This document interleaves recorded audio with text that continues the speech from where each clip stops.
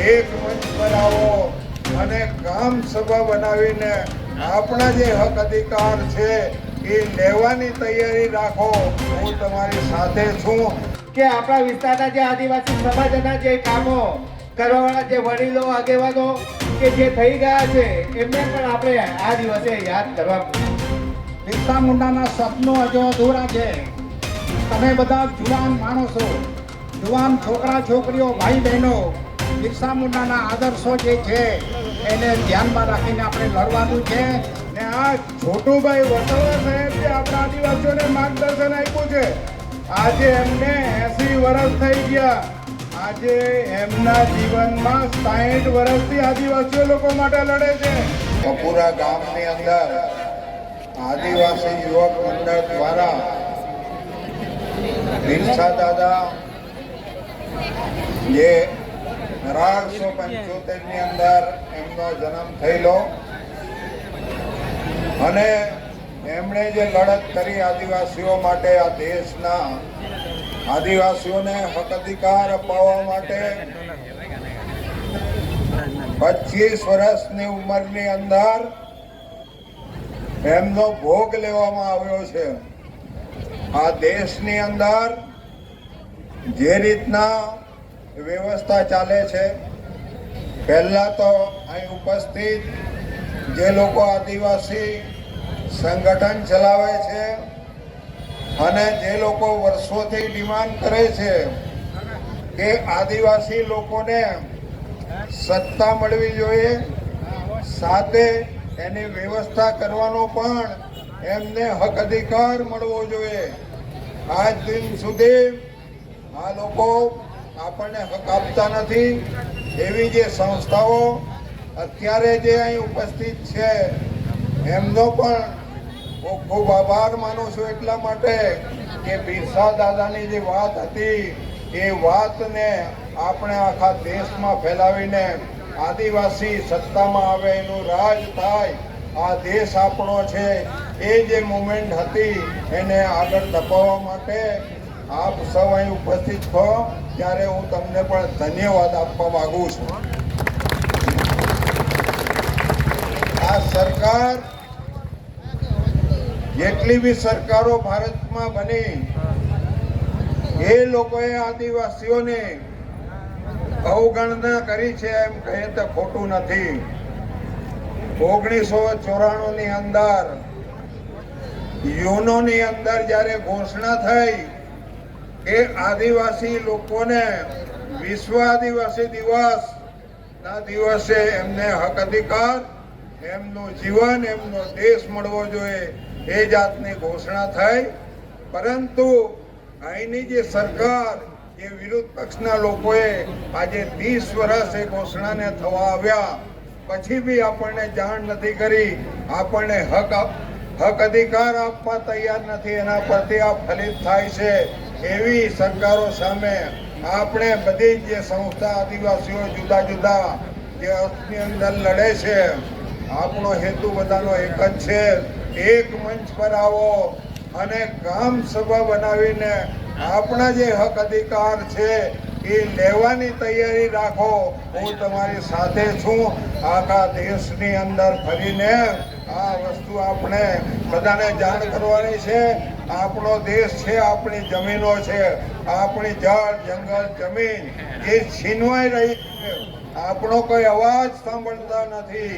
એવા લોકોને આપણે ચૂકવાની કોઈ જરૂર નથી. આપણે આદિવાસી રાજ કરવાનું છે આપણા વિસ્તારમાં, આપણે ચાલવાનો છે. તો બધાએ એક શોષણ છે અને એ શોષણની સામે લડવા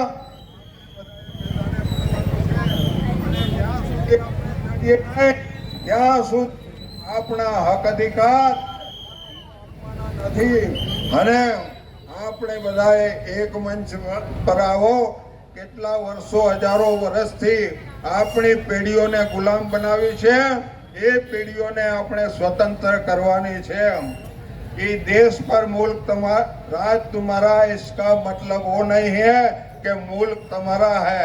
जहाँ हमारी हजारों कब्र खोदी गई है वहाँ आपका घर है, इसलिए तुम्हारे सामने हमारी लड़ाई है।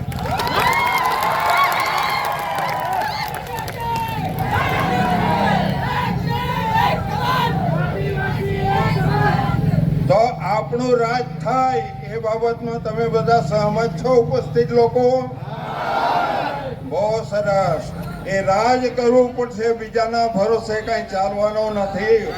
આજ દિન સુધી પાર્ટીઓ બનાવીને જે આપણા પર રાજ કરે છે, આપણા માણસોને જે આગેવાનો, ધારાસભ્ય, સાંસદ સભ્ય, જિલ્લા પંચાયત, તાલુકા પંચાયતના માણસોને એ લોકો ગુલામ પણ મળે, એ લોકોને વ્યવસ્થા મળે, એ જાતના પ્રબંધ આપણે આ સત્તા હાંસલ કરીને કરવાના છે. એટલી વાત સાથે હું તમને બધાને ધન્યવાદ આપું છું. ફરીથી જ્યારે આવી રેલીઓ નીકળે અને આ જે દિવસ આવે એ દિવસે બધાએ ડિમાન્ડ કરવાની છે કે અમારા હક અધિકાર આપો, નહીં તો અમે તમારી સામે આંદોલન કરીને લેવા તૈયાર છીએ, નહીં તો સમૂહમાં ભેગા થઈ ને અમે છીનવી લેવા પણ તૈયાર છે. એ જાતની તૈયારી આપણે બતાવવી પડશે. એ વાત સાથે હું વિરમું છું. જય આદિવાસી. આજના ભગવાન બિરસા મુંડા ના મૂર્તિનું અનાવરણ નિમિત્તે આદિવાસીઓના વડીલ આગેવાન છોટુભાઈ, અમારા વડીલ અને માર્ગદર્શક અમરસિંહ કાકા અને અહીંયાના જે તમામ જે આગેવાનોએ આ અનાવરણ માટેની જે વ્યવસ્થા કરી છે એ તમામ એમની આખી ટીમ અને સાથે આદિવાસી સમાજના તમામ વડીલ આગેવાનો અહીંયા જે ઉપસ્થિત છે એ તમામ આગેવાનો મિત્રો, હમણાં આજે આપણા આદિવાસી દિનની ઉજવણી તડામાર તૈયારી ચાલી રહી છે. ત્યારે સ્વાભાવિક છે દરેક યુવાન, દરેક વડીલો પોતે ઈચ્છે કે નહીં મારા વિસ્તારમાં એક આદિવાસી તરીકે અને એક અમારામાં આદિવાસી સમાજના એક યુવાનો તરીકે, આગેવાનો તરીકે એક જે આપણામાં જુનૂન છે એ ઉભરે. એના માટે દરેક વિસ્તારોમાં આપણા ત્યાં જે ભગવાન બિરસા મુંડા અને એની સાથે સાથે હું તો એમ પણ કહીશ કે આપણા વિસ્તારના જે આદિવાસી સમાજના જે કામો કરવાવાળા જે વડીલો, આગેવાનો કે જે થઈ ગયા છે એમને પણ આપણે આ દિવસે યાદ કરવા પડે. એની સાથે સાથે ભગવાન બિરસા આપણા સૌના રાહબર છે, પરંતુ એની સાથે સાથે હું એમ કહીશ કે કોટલા મહેતા ચૌધરી એ આપણા ક્રાંતિકારી વડીલ આગેવાન હતા અને એમણે જે આપણને દિશા આપી છે. કદાચ જેટલા અહીંયા સભા આપણી વચ્ચે બેઠા છે એ તમામ આદિવાસી સમાજ આજે કદાચ જમીનદાર બન્યા હશે તો કોટલા મહેતા ના એમના લીધે કદાચ આપણે જમીનદાર બન્યા છે. સમગ્ર ભારતમાં આપણા વિસ્તારમાંથી એમણે લડત ચલાવતાની સાથે એમણે આજે ગળોત ધારો જે લાગુ પડ્યો એ માત્ર ગુજરાત પૂરતો નહીં, સમગ્ર ભારતમાં ડોલવણના અને એમનું નામ કોટલા મહેતા ચૌધરી, એમણે આજે આપણને ખેતી કરતા અને જમીનદાર આવ્યા છે. ત્યારે આવા અનેક વડીલો, આગેવાનોને આવા દિવસે આપણે યાદ કરીએ. અહીંયા સન્માનીય વડીલો આપણી વચ્ચે છે. ત્યારે મિત્રો એક શુભેચ્છા અને માત્ર આ જે આદિવાસી દિનના દિવસે માત્ર નાચી કૂદી કરતા જે આપણા સમાજને જે રાહબર, જે યુવાનો, વડીલો, આગેવાનો જે બતાવે એની પાછળ આપણે યુવાનો વગર શક્ય જ નથી. અને મિત્રો મોટા ભાગે આપણા યુવાનો આપણે ખોટી શક્તિ મેળવીએ છીએ અને આપણે નાચવા ગાવા કરતા એક જે શૈક્ષણિક રીતે કે સામાજિક રીતે આપણે આગળ વધીએ એના માટે તમામ યુવાનોએ તૈયારી કરવા છે. ત્યારે અહીંયા તમામ મંચ અહીંયા બેઠું છે, વધારે નહીં બોલીશ, પરંતુ અહીં આપ સૌ ખૂબ મોટી સંખ્યામાં ઉપસ્થિત થયા છો. અભિનંદન આપીશ કે આ જે યુવાનો આખી જે વ્યવસ્થા, જે પ્રતિભાની વ્યવસ્થા કરી છે એમાં વધારે થોડું ઘણું પણ અમે પણ એમાં ઇન્વોલ્વ થશું અને મિત્રો કંઈ પણ હશે તો બિલકુલ અમે તમામ બાબતે સંપૂર્ણ સાથે રહી આપણે કામ કરશું. અને ત્યારે ફરી ખૂબ મોટી જનમેદની આપ સૌ અહીંયા આવ્યા છો ત્યારે તમામનો હું દિલપૂર્વક આભાર માની વિરમું છું. જય આદિવાસી. ની ઉંમરે એમણે આદિવાસીઓ માટે લડત ચલાવેલી અને એમને ઝેર આપીને મારી નાખવામાં આવેલા. એ લડાઈ હજુ ચાલુ છે. બિરસા મુંડાના સપનું હજુ અધૂરા છે. તમે બધા જુવાન માણસો, જુવાન છોકરા છોકરીઓ, ભાઈ બહેનો, બિરસા મુંડાના આદર્શો જે છે એને ધ્યાનમાં રાખીને આપણે લડવાનું છે. આપણા આદિવાસીઓનું સંગઠન એક થાય. બધા જુદા જુદા લડે. કપૂરાવાળા એક ફળિયાવાળા જુદું લડે, બીજા ફળિયાવાળા બીજી જગ્યાએ લડે, મગર કોઈવાળા જુદું લડે. એવો જુદો જુદો લડવાની જરૂર કાંઈ નહીં. આપણે બધા એક ટાઈમ લડા. આપણે બધા એક ટાઈમ લડીએ કે ત્યાં પરિણામ સારો આવી. આ છોટુભાઈએ કહ્યું કે આપણે અન્યાયની સામે આદિવાસીઓને જે તકલીફ છે અત્યારે, મેં એક પત્રિકા છપાવી છે. ભાઈ લાલસિંહ ગામિત અહીંયા હોય તો એને વિનંતી કે એ પત્રિકાઓ બધાને આપે. બધો અભ્યાસ કરો, બધા વિચારો, અને આપણને જે અન્યાય થાય છે એની સામે આપણે સંગઠિત થઈએ. કોઈ ચૌધરી નથી, કોઈ ગામિત નથી, કોઈ કોકણા નથી, કોઈ ઢોળિયા નથી. માત્ર ને માત્ર આપણે આદિવાસી છીએ, એ તમે યાદ રાખજો. આટલા થોડા શબ્દો સાથે હું આદિવાસી સમિતિને અભિનંદન આપું છું. અને બિરસા દાદા આપણા માટે પ્રેરણાદાયક છે, આપણા માટે એક મોટો આદર્શ છે. એમનાથી મોટો ભગવાન કોઈ આપણા માટે નથી આદિવાસીઓ માટે. તો ફરીથી તમને બધાને અભિનંદન, અભિનંદન, અભિનંદન. જય આદિવાસી, જય આદિવાસી, જાગો આદિવાસી, જય આદિવાસી, જાગો આદિવાસી. ધન્યવાદ. આજે જે બિરસા દાદાનું મૂર્તિનું જે અનાવરણ હતું એ આજે તમારા ગામ વતી જે અમને આમંત્રણ આપવામાં આવ્યું હતું, આટલી મોટી સંખ્યામાં આપ સૌ ઉપસ્થિત છો, તો તમને પહેલા તો બધાને જય આદિવાસી, જય જોહાર. આજે આપણે આપણા આદિવાસીઓના મસીહા જે છોટુભાઈ વસાવા સાહેબ, અમરસિંહ દાદા અને ગામના વડીલો આજે જે આપણને માર્ગદર્શન આપ્યું છે, જે બિરસા દાદાએ માર્ગદર્શન આપ્યું, જયપાલ મુંડા સાહેબે માર્ગદર્શન આપ્યું, ને આ છોટુભાઈ વસાવા સાહેબ જે આપણા આદિવાસીઓને માર્ગદર્શન આપ્યું છે, આજે એમને 80 વર્ષ થઈ ગયા.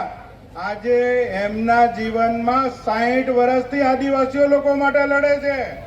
આજે જે ટાઈમે એ 18 વર્ષના હતા, એ 18 વર્ષથી આજે આદિવાસીઓ હક ને અધિકાર માટે લડે છે. આજે આપણા દેશ આઝાદ થયો ને બંધારણ લખાયું. આજે બાબા સાહેબ બંધારણ લખીને ગયા. આજે દેશના કોઈ રાજકારણીઓએ બંધારણ ઉજાગર નથી કર્યું. આ એક શખ્સ એવા છે જે આપણા છોટુ દાદા, એમણે બંધારણ યાત્રા કાઢીને સમગ્ર ગુજરાત અને સમગ્ર દેશના આદિવાસીઓને અને સમગ્ર દેશના લોકોને બંધારણ શું છે અને બંધારણમાં માણસોના શું અધિકારો છે, એ આદિવાસી હોય, એસસી હોય, ઓબીસી હોય, માઇનોરિટી હોય કે અધર કોઈ પણ કાસ્ટના લોકો હોય, તો આજે જે દેશમાં બંધારણની વાતો થાય છે, શેડ્યુલ 5 ની વાત થાય છે, શેડ્યુલ 6 ની વાતો થાય છે. આજે તમે જુઓ, આપણા હક ને અધિકારો આજ દિન સુધી આપણને મળ્યા નથી. બંધારણે તો બાબા સાહેબે લખીને ગયા છે. જયપાલ મુંડા સાહેબે આપણને આદિવાસી શબ્દ તરીકે અટકાવી રાખ્યો. આજે જો જયપાલ મુંડા સાહેબ સંવિધાન સભામાં જો ના હોત તો આજે આદિવાસી શબ્દ આપણને ના મળત. આજે કોઈ આપણને આદિવાસી તરીકે ઓળખે તો નહીં. આજે આપણે અધર કાસ્ટમાં હોતે બધા લોકો. આજે એમનો આપણે બધાએ એમની મહેરબાની માનવી જોઈએ કે એમણે આપણા માટે આદિવાસી શબ્દ ટકાવ્યો. સાહેબની એક જ વિચારધારા છે કે તમે તમારા હક ને અધિકાર મેળવીને રહો. જે રૂઢિગ્રસ્ત ગ્રામ સભાઓ છે, એ રૂઢિગ્રસ્ત ગ્રામ સભાઓ બનાવીને તમે તમારા હક મેળવી શકો. આજે આપણે જુઓ, પેશાએ ગ્રામ સભા એ આપણે આપણા હકોને તોડવા માટે આ સરકારોએ બનાવેલી વસ્તુ છે. આજે આ જ છોટુ દાદાએ આપણને આજે ગુજરાત પેટર્ન આદિવાસીઓ માટે અલગ બજેટ આવે છે. આજે ઘણા યુવાનોને ખબર નહીં હોય, આજે એમણે ધારાસભ્ય હતા એ ટાઈમે લડત લડી ને આદિવાસીઓ માટે અલગ બજેટ થાય એની વ્યવસ્થા કરી હતી. ને આજે આપણા ગુજરાતમાં આદિવાસીઓ માટે અલગ બજેટ છે, એને ગુજરાત પેટર્ન તરીકે ઓળખાવવામાં આવે છે. આજે આખા ગુજરાતમાં અંબાજીથી ઉમરગામ સુધી જેટલા બી આદિવાસી સરપંચ બને છે, આજે અગાઉ તમે જુઓ કોઈ પણ આદિવાસી સરપંચ નતા. આજે એમની લડતના, એને કહેવાય ભૂરિયા કમિટી, એમના લડતના લીધે આજે ગામડે ગામડે આદિવાસીઓ સરપંચ છે ને આજે એનો વહીવટ કરે છે. આ બજેટ આવે છે, આજે નાણાં પંચનું બજેટ હોય કે એટીવીટીનું બજેટ હોય, એવા ઘણા બજેટો છે. તો હું દરેક યુવાનોને કહેવા માંગુ છું કે એકલા બજેટ આવવાથી વિકાસ નથી થઈ જવાનો, પણ તમારે શેડ્યુલ 5 ના આધારે તમારા અધિકાર શું છે ને આ રૂઢિગત ગ્રામ સભા શું છે એ સમજવાની જરૂર છે. આજે ભણેલા યુવાનો, ભણેલી યુવતીઓ, તમે યુટ્યુબ વિડીયોમાં જોતા હશો, સોશિયલ મીડિયામાં જોતા હશો કે નોકરી માટે, પરીક્ષા માટે આજે સુરત, અમદાવાદ, વડોદરા, ગાંધીનગર જેવી સિટીઓમાં વલખા મારે છે. મારે છે કે નથી મારતા? આજે આપણે આપણા અધિકારો જાણતા નથી, એટલા માટે આ લોકો આપણી પર સવાર છે. એટલે તમને આજે આ બિરસા દાદાના અરવણના આજે તમને કહેવા માટે આવ્યા છીએ કે આ સત્તા તમારા હાથમાં છે. એટલે આ છોટુ દાદા વર્ષોથી કહે છે કે શેડ્યુલ 5 મેળવો ને રૂઢિગત ગ્રામ સભામાં આખા ગામનો અધિકાર છે ને એ અધિકાર એક સરપંચનો કે એક સભ્યનો નથી. રૂઢિગત ગ્રામ સભા એટલે નાના છોકરાથી લગાવીને વડીથી લગાવીને દરેક યુવાન યુવતીનો અધિકાર છે. પોતાના હક ને અધિકાર જે દિવસે ગ્રામ સભા ભરાય રૂઢિગત, એ દિવસે એના વિચાર મૂકી શકે ને તમારી એ જાતની વ્યવસ્થા આ રૂઢિગત ગ્રામ સભામાં કરવામાં આવી છે. તો હું તમને એક જ આહવાન કરું છું કે કોઈ બીજી લોભ લાલચમાં કે બીજા કોઈ એમાં આવવાની જરૂર નથી. તમારે બધાએ આ રૂઢિગત ગ્રામ સભામાં એટલા બધા પાવર તમને આપવામાં આવ્યા છે કે ગામ ભેગું થઈ ને કોઈ બી માંગણી કરો, જો એ માંગણી ની પૂરી થાય તો તમે એ દિવસે આ છોટુ દાદા, આ અમરસિંહ દાદા ને અમારા જેવાને યાદ કરજો તમે કે આ અમારી માંગણી હતી ને આ પૂરી નથી. તમારી એકતા જુએ, એકતાની જરૂર છે.